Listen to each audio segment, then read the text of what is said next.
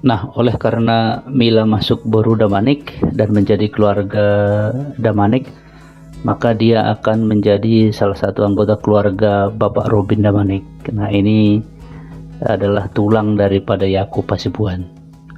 Jadi Mila maupun keluarga besarnya akan menjadi satu kesatuan ataupun menyatu ke dalam keluarga Damanik yang diwakilkan oleh keluarga Robin Damanik. Di acara pernikahan Yakub dengan Mila akan menjadi acara pesta adat antara keluarga Hasibuan dengan keluarga Damanik.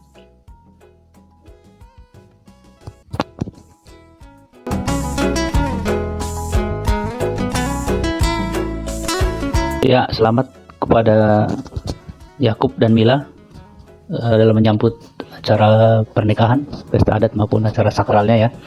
Semoga berjalan dengan baik dan menjadi keluarga yang bahagia dan selalu diberkati. Horas, horas, horas.